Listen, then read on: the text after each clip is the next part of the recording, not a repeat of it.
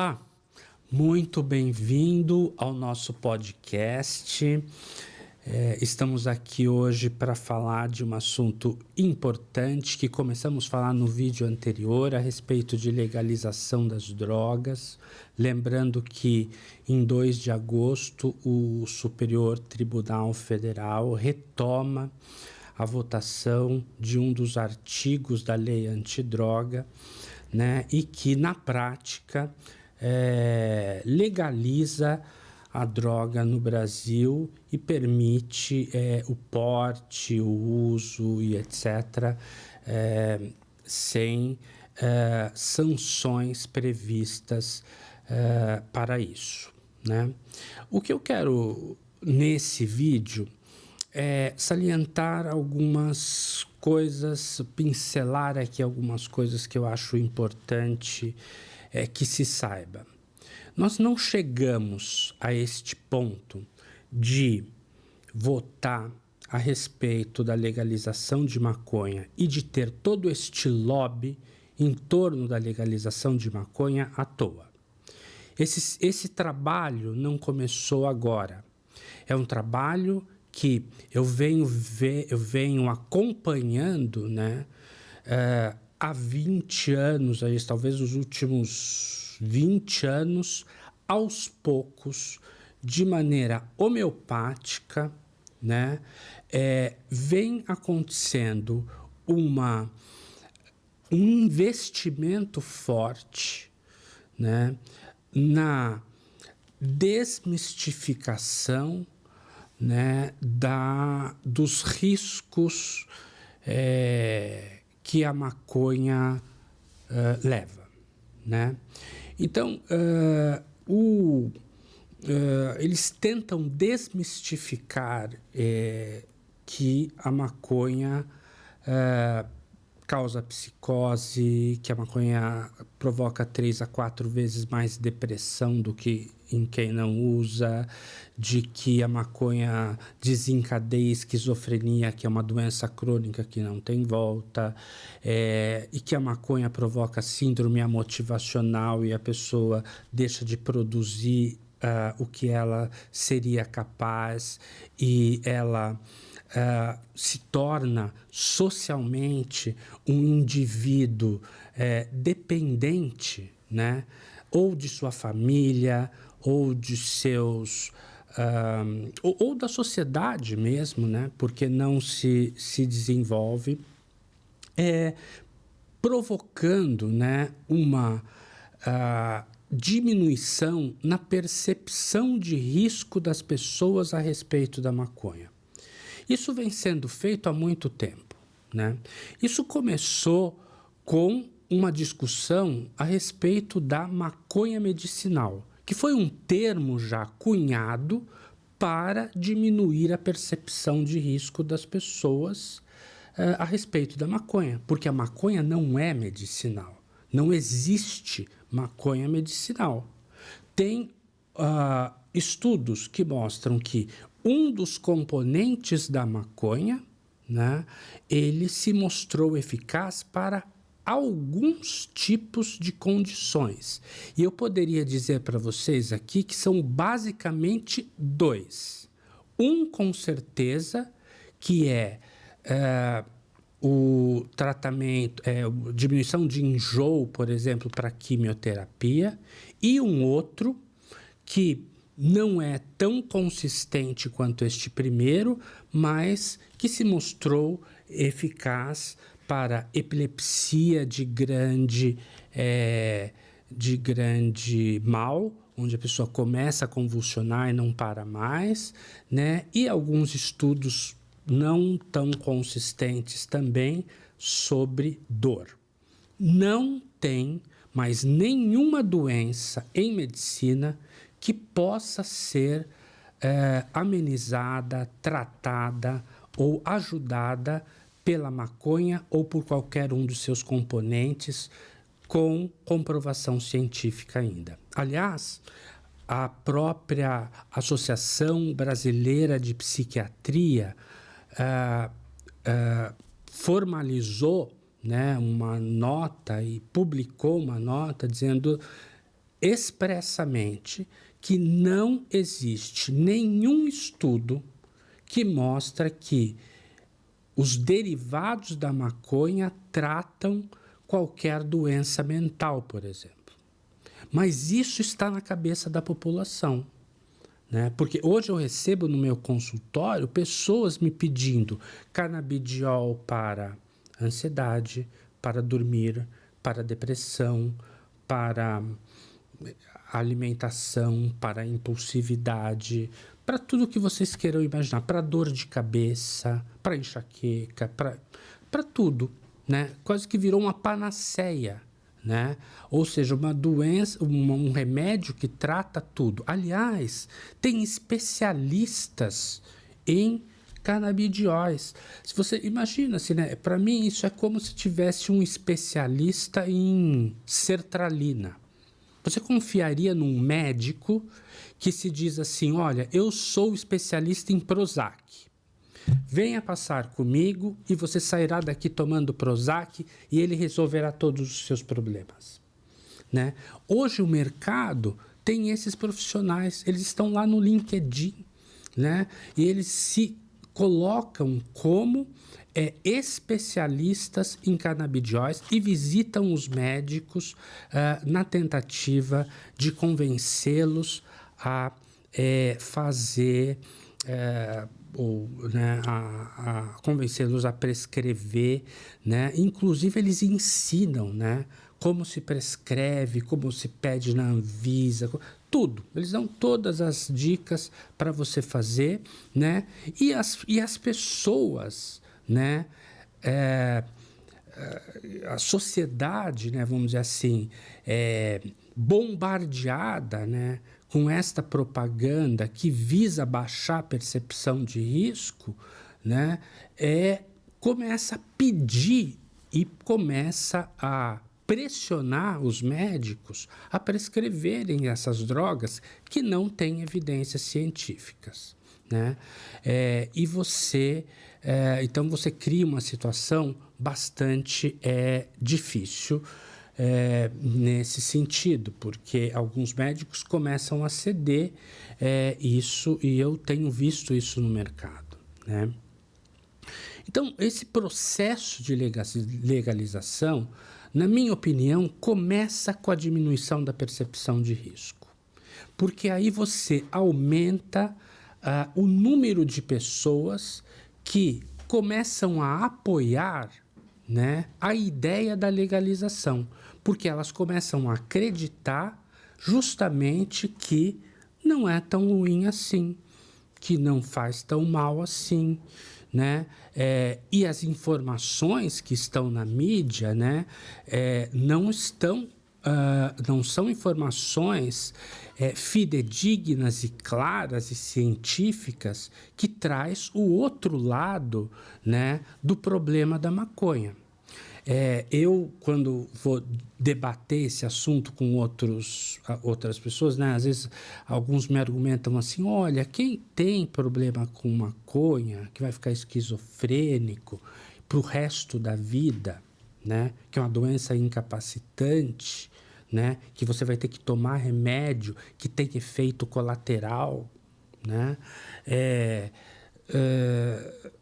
a minoria, né? Não é a maioria das pessoas que vão ter esquizofrenia, né? Primeiro, eu não tenho certeza disso, porque nós ainda não temos um número de pessoas suficientes para a gente saber se realmente vai haver um grande número de esquizofrênicos em função da maconha. O professor da USP, Valentim Gentil, diz claramente assim, olha, legalização da maconha significa abrir uma fábrica de esquizofrênicos, né? Mas mesmo que seja a minoria, eu escolhi estar e dar voz para a minoria, né? Para quem vai sofrer, para aquela família, para quem vai ter a vida destruída por causa da maconha e que vai ter a sua família destruída por causa da maconha, né? Quem está dando voz hoje para essas pessoas, né? São muito poucas as pessoas, são os profissionais de saúde, basicamente, que estão fazendo isso, né? Porque existe uma estrutura, né, bem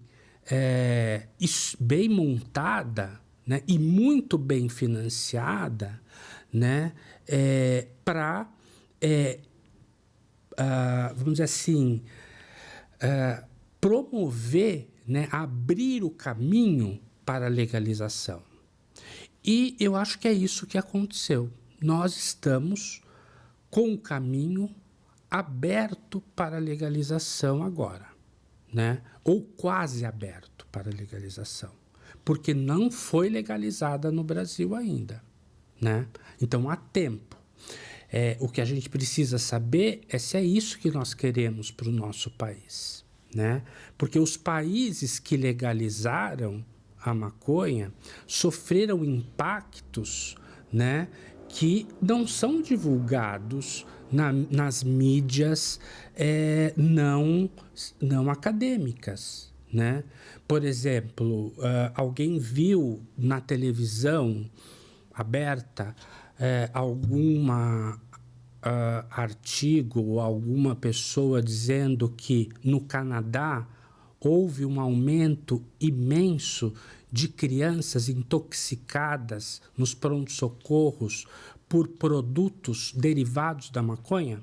Porque lá se faz algodão doce de maconha, porque lá se faz bala de goma de maconha, faz brownie de maconha, porque nas festinhas, ao invés de ter pizza, petisco, tem produtos derivados da maconha, né?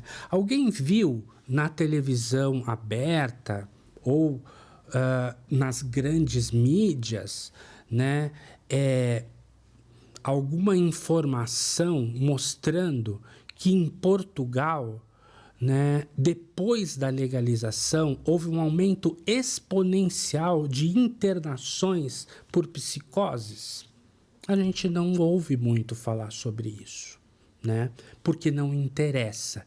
Não interessa por causa de um mercado da maconha, né, que está preparado, né, ou que vem se preparando, né, para ter grandes investimentos com a legalização da maconha. Esse artigo, escrito aqui por uma colega minha, com quem eu já trabalhei, inclusive, a Ilana Pinsky, ela escreve sobre uma coisa muito interessante, né? Quer dizer assim, olha, nós passamos em uma década e meia, ou talvez 2 décadas, em que a gente achava que maconha era, ou que se dizia, se divulgava, e se era mais conhecido que maconha era porta de entrada para outras drogas, para um mercado promissor, né, no século XXI. Hoje nós temos o que a gente chama de Big Cannabis, né, que são são grandes empresas, né, investindo, né, fortemente em com capital aberto nas bolsas de valores, né, no mercado da maconha. Aqui no Brasil, você vai encontrar nas corretoras de valores, né, ofertas para que você aplique o seu dinheiro no mercado de maconha, porque se acredita que este é um mercado, será um mercado extremamente promissor, uma vez que o caminho está sendo aberto para a legalização, né? Essas pessoas estão preocupadas com o seu filho? Eu tenho um filho de 3 anos de idade, né? Eu fico pensando assim, né? Como será, né, hora que ele tiver 15 anos, né, com a maconha legalizada, que argumentos, né, a gente vai ter que desenvolver, que estratégias nós vamos ter que desenvolver para evitar que os jovens experimentem maconha. Hoje no Canadá, 50% dos jovens menores de 18 anos já experimentaram maconha, né? O Brasil ainda é um país que tem poucos usuários de maconha, né? Felizmente, nós temos ainda um número pequeno, aqui na ordem de 3, 4%, e no Canadá, dependendo da faixa etária, até 50%, de 25% a 50% das pessoas já experimentaram maconha, né? Então, o que está acontecendo, né? Eu acho que a maconha vem sendo tratada no mercado mundial como um produto qualquer. Ele não é um produto qualquer. A maconha, ela age no sistema nervoso central, ela provoca doenças graves, sofrimento para o usuário, sofrimento para a família, custos, né, com tratamento, né, sem falar dos custos intangíveis, que é ter um filho esquizofrênico com uma psicose induzida por maconha. Então, o cenário, ele não é... Posso estar aqui sendo um pouco pessimista, né? Mas o cenário não é bom, né? E se a gente não fizer alguma coisa, né, eu acho que em breve, assim, o Brasil pode estar aí equiparado aos países que legalizaram maconha, tendo mais problemas do que esses países tiveram e estão tendo. Porque se a gente lembrar, né, o Brasil não tem uma tradição, né, em regulamentação, né? O álcool é o exemplo disso. Aqui se tem open bar, nas universidades, até pouco tempo tinha open bar. As pessoas morriam dentro da universidade de tanto beber. Isso já aconteceu, né? E teve que ter uma intervenção para que isso deixasse de acontecer, né? Nós não regulamos. Você pode abrir um bar em qualquer esquina, né? Você não precisa de uma regulamentação especial. E se o seu bar que você abrir, né, tiver algum desavença lá, você nem perde a licença, como acontece no Inglaterra, por exemplo, né? Então, nós não somos um país com tradição em regulação, né? Então, o que a gente pode esperar aqui de uma flexibilização e de uma legalização da maconha é que aconteçam coisas muito piores do que vem acontecendo nos países que já legalizaram, né? O Colorado, nos Estados Unidos, vive um caos, né? Com intoxicação, com gente na rua usando droga, a maconha sintética que começou a circular de maneira extremamente acessível, né? Né? O Canadá, que talvez tenha tido uma legislação aí mais pensada, mais discutida, né? Vem sofrendo as consequências da legalização da maconha, né? Portugal, Uruguai, né? O Uruguai estabeleceu um modelo de legalização, né, onde o Estado ele é bastante forte na regulação, na venda, né, e é o Estado que né, que assumiu esse controle.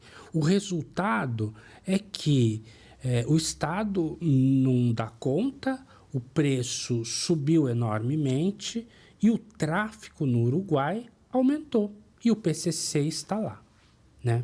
Então, eu queria só aqui, né, para finalizar, né, deixar este recado, né, de que as informações que você lê sobre maconha, né, nas grandes mídias, nas redes sociais, né, são informações parciais que não retratam os problemas porque elas estão a serviço de um mercado, né, extremamente promissor de maconha. E é isso que nós queremos para o nosso país?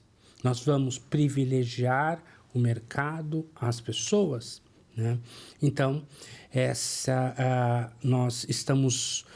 Eu acho que aqui no Brasil ainda estamos em tempo de estabelecer uma discussão mais séria a esse respeito, né? E de evitar catástrofes na vida das pessoas. Porque uma vida destruída é uma vida destruída. E é só quem passou por isso, quem tem um filho com isso, quem tem isso na casa, sabe a dor que é ter uma doença que poderia ser completamente evitável se nós tivéssemos políticas públicas eficazes e que ouvissem as evidências científicas. É isso que eu gostaria de deixar esse alerta aqui, especialmente nessa semana que precede a votação do Superior Tribunal Federal, para que você pense sobre isso, né? E para que você participe, né? Participe dessa discussão, né? Pressione os seus legisladores, os seus candidatos a quem votaram e etc., né? Mostrando que você é conhecedor do que, para além do que a mídia, a grande mídia quer passar para você, que é a impressão de que isso não faz mal, né? Isso não é verdade, tá aqui alguns dados que mostram isso, nós teríamos papo para falar aqui muito mais tempo sobre isso, mas estamos finalizando e eu quero agradecer imensamente a sua presença aqui, né? E nos vemos aí num próximo vídeo.